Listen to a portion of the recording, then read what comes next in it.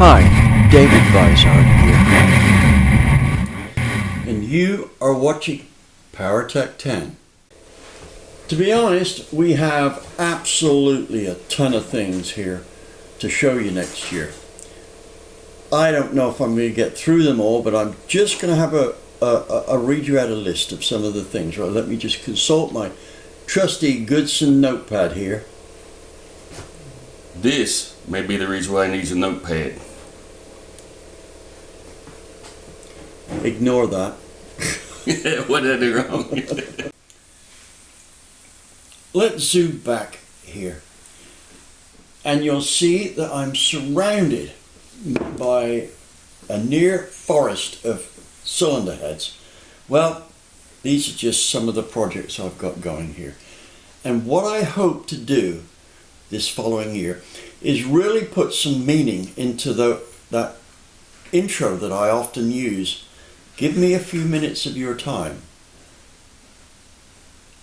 and I'll give you the experience I've learned in now almost 60 years of high performance and race engine development and motor racing. So let's get cracking on that. Here's the 4-valve small block Chevy cylinder head. This is the Dominion head, which has gone through some difficult times of late.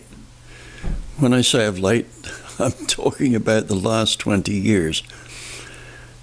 Poor business practices and not getting product out have plagued this company. However, what I'm going to do here is show you in detail with our super flow bench programs exactly what a head like this will be capable of and whether or not it's worth seeing if it can be resurrected in some form or other reliably. That is, not only just reliably mechanically, but reliably business-wise. Now, work has started on this head, but does anyone recognize it at this point? Here are some intake molds of those heads I've just shown you. Look pretty slick? Well, if you look very carefully, you'll see the one in the background is stock, whilst the one in the foreground is modified.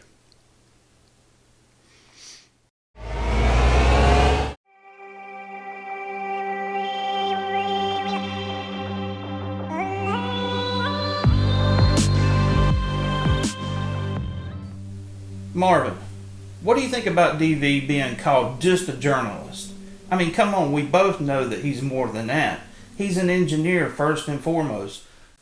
You know, Marvin, most people would look at these two valves and think that they're exactly the same.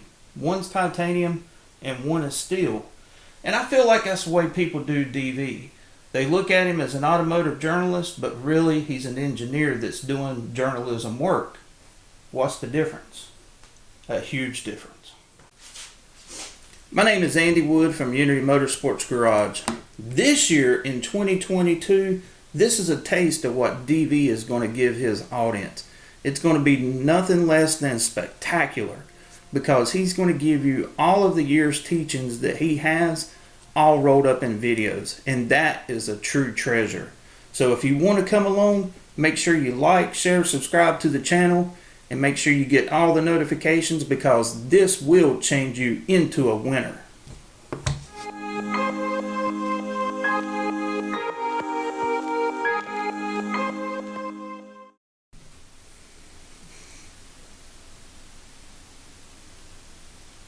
Wonder what that was all about. I should point out at this time that Marvin has executive powers when it comes to editing these videos. Right, so I guess he needed to get that off his chest. Anyway, big block Chevy. Oval port or a big rec port? Well, to be honest, they're both wrong. But the big rec port is even worse than the oval port.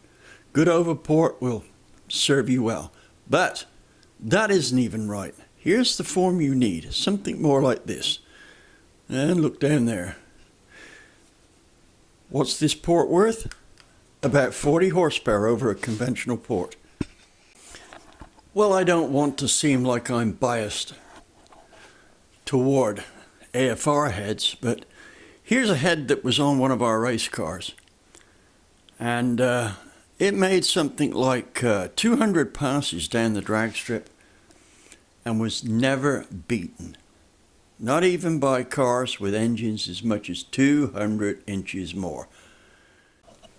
Well, I'm not going to keep you in suspense here. This long lanky dude is one half of a set of V12 Jaguar heads.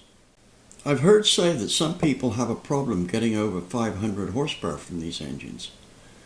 That's in 5.3 litre form, that's stock, that's 327 cubes. They appear to have enough potential to go way over that. I've done some preliminary calculations, and 800 horsepower should be on in terms of airflow. Well, it looks like we're up to the wazoo in LS heads. These are cathedral port heads, and I've got some pretty trick mods for these. They're the bigger valve ones at 2-inch 155 setup. Got a couple more in the back by the mill, and so look for something good on that. Forgot to mention the trick flow head for the 4.6 mod motor Ford engine. We're going to do a comparison between that and a 3-valve head. I think you will be very pleasantly surprised. I think I told you about the E7 TE heads that I'm doing.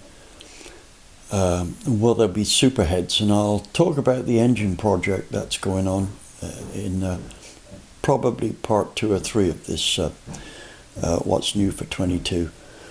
But here, last head on the list here, probably the first to get finished, are these Dart Platinum heads, 200cc port, 300, we're lifting the valve 700 on this, 300, a tad over 300 CFM at 700, and a little over 300 feet per second port velocity. Port energy is very good.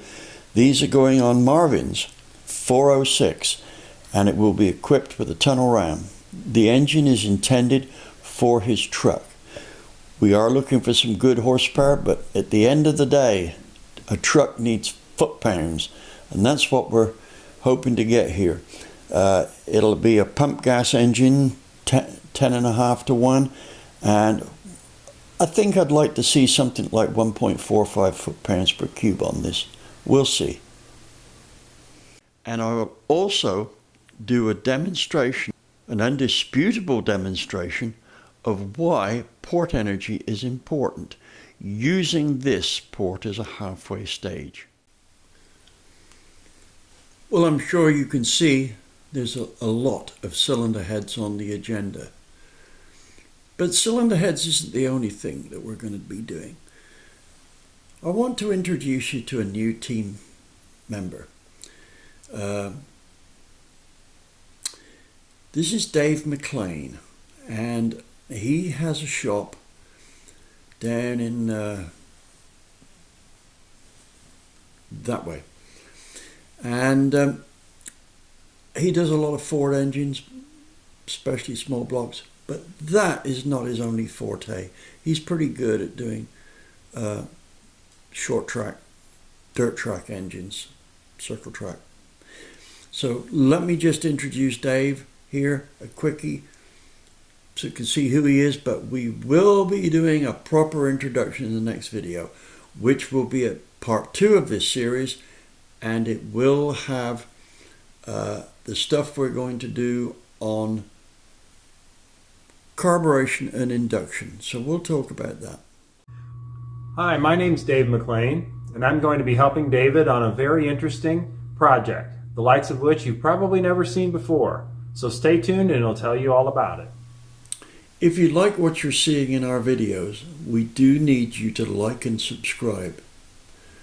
Also, I'd like you to hit that notification bell and comment, right? If you find something you do not like on our channel, anything that we didn't do it in a way that you think is best done that way, then sure enough, put that in your comment and let's have these criticisms done politely, right? That's the way they get observed.